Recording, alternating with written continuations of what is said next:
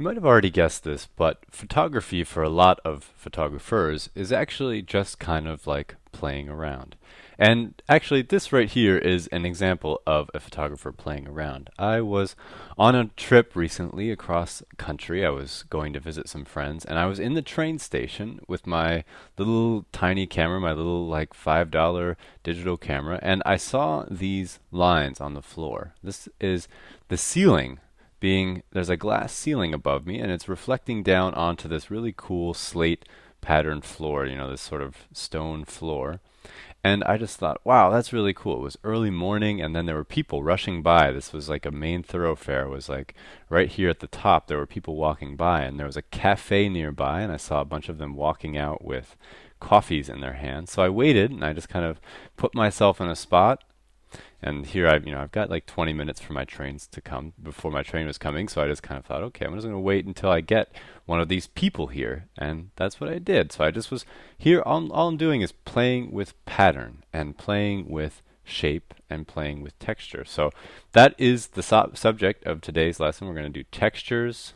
We're going to do patterns. And what was the other one? Textures, patterns, and oh yeah, shapes. There we go. Alright, so how about we move on to the next image and we'll talk about what I was doing here, which actually this is kind of a cool image because back here on this desk that you're seeing in the background, this is where Allversity happens. I make all of my videos here at my computer at my desk. And right here behind me you can see that I have got my clothes hanger.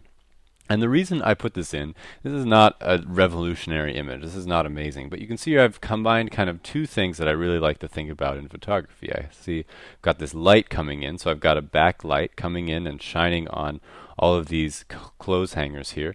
Then I've just got all my shirts and stuff hanging up on there. And I kind of just like the way that this thing sort of repeats itself. And that's one of the great things about photography. You can look for repetition and make it sort of a part of your image. So you can see here I was just kind of playing with shape, I was playing with repetition, I was playing with pattern. You can see that the pattern sort of, there's some spots where the pattern kind of comes together and then there's some spots where it falls apart.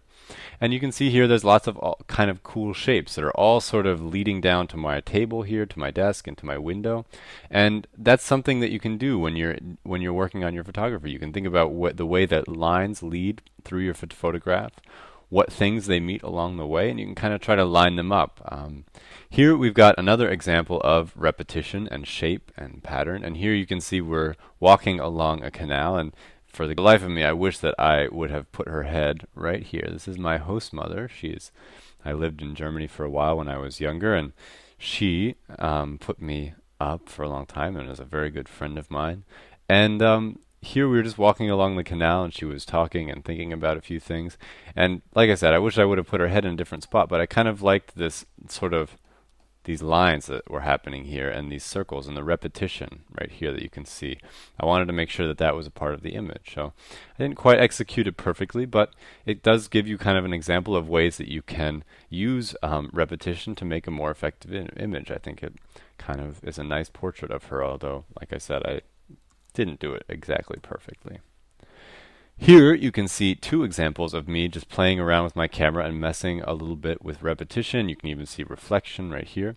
At this one right here, I was standing on a grate, and I had sort of a bad lens, and I didn't exactly line this up perfectly. So you can see here that I kind of made a common mistake that you see in photography where it's a little bit out of alignment, and it's just because I didn't line up my camera perfectly with what I was shooting. So that's one thing you want to watch for. You can see how the lines are sort of not falling perfectly into place, but it's kind of cool, and it was just sort of a fun photo that I took with, I think I took this actually with my cell phone. So you can kind of take cool, interesting photos like that. And I take a lot of photos of my feet for some reason. I just took one a couple minutes ago when I was walking down the street. Here to the left, you can see I was at dinner one night, and I was at a restaurant, and there was a window that was open, and there was this old wall sort of behind it with paint and stucco and sort of cool stuff. And then there was like this piece of like maybe dirt coming down the window or something like that. It might have been bird poop. I'm not exactly sure. But you can see that there's a woman sitting here outside of the restaurant. And I just really liked the light. I really liked the way that was coming in, and I like the way that this pattern that's in the background, this sort of stucco-y pattern, sort of melds into this image and then sort of fades out as the light gets stronger. So you can see here the light in the foreground is not very strong, but as you get to closer to the background, it sort of fades in. And I just really liked the way it was doing that. So I took a photograph of it. And you can see here there's a very cool mixture of the pattern of the wall that's being reflected in the window and the wall that's behind the window, which I think is kind of cool. And you can play around with that sort of thing. So pattern doesn't necessarily need to be something that you directly see. It can be something that you're seeing through another thing like a window.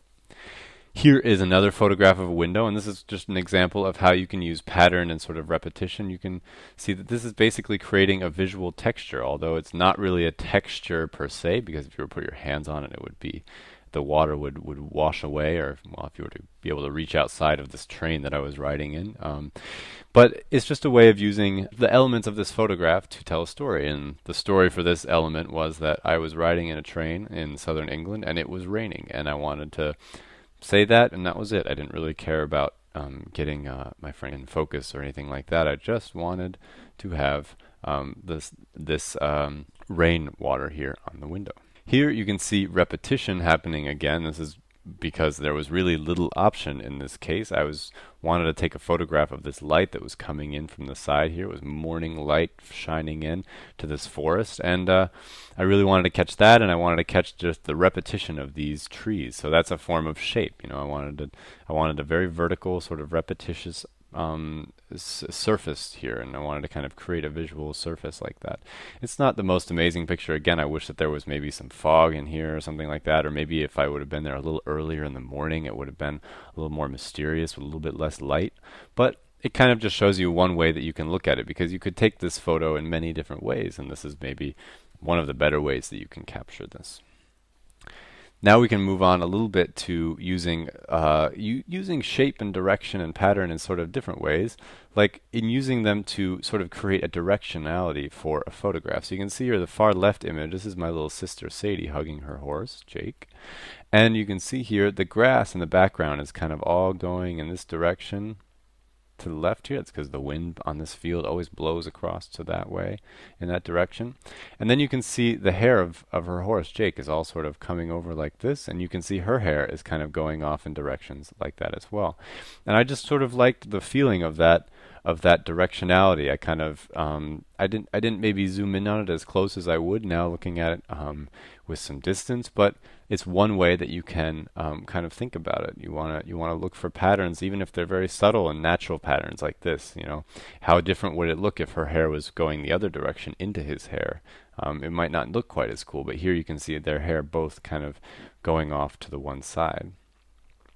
Here you can see an example of me doing the same thing I was doing before, minus my feet, and it's just me taking a self-portrait. This is me like hovering over this sort of funny grate here, and I was in what's called the Potsdamer Center here, the Sony Center in Berlin, and there was some cool blue light above me, some turning purple here you can see, and I just wanted to get my shadow on this very cool surface. So it was just me messing around with texture. I mean, again, this is just an iPhone photo, I think, nothing important, but this kind of gets at how you can use shape and pattern and texture to your advantage as a photographer. Here you can see one of the very cool rules of photography at play. You've got 1, 2, 3 subjects. It always helps to have 3 people in your images, because 2 can kind of often feel a little bit static. But here we've got these 3 kids, and what I like about this image is just this sort of directionality of the grating that they're leaning up against, and they're looking down into a courtyard here, and you kind of have this nice kind of closed off image. You're using the composition to sort of make a box and have them look into it a little bit. Again, not the most amazing photograph, but it kind of captures a nice evening. We're all sitting out on the deck upstairs and at a friend's house, and the kids were playing in the yard, and it just kind of looks nice. And again, you can kind of be on the lookout for shapes and patterns when you're doing images like this even. Doesn't have to be just really artistic, fancy stuff. Here you can see my roommate Joseph, and we are out just hanging out in Berlin, and this is at a memorial that has a big tank, and we were messing around on this big sort of, well, it's not a tank, it's just a really big gun, and you can see him hanging off of it here. And this is just kind of using shape again. I kind of wanted to make a connection between the ground and the barrel of this gun, and kind of give it some size, give it some perspective. You can see how big it is. He's sticking his whole hand inside of that. And I kind of also like one of the things about this that I like is this sort of triangle that you can kind of see being created right here. There's sort of a triangle in the middle, and then you've got another triangle over here, kind of in your composition. And triangles can sometimes look very good. It kind of, you actually see that there's even a triangle right up here. And so they all kind of have this sort of feeling of kind of closure in a way, or there's sort of a compactness to the image that is kind of cool. And you can also see that you have this element coming out this way, and he is looking that way. Another question that you might ask yourself when you're looking at images like that is, how would it look different if he was looking that way? Do you think it would have the same impact, or do you think it would be as interesting? So that's just another image that kind of shows you an example of shape more in this case. All right, so that was your lesson about shape and pattern and all those sort of good things. You can come check out more videos and learn more about photography and lots of other things at allversity.org.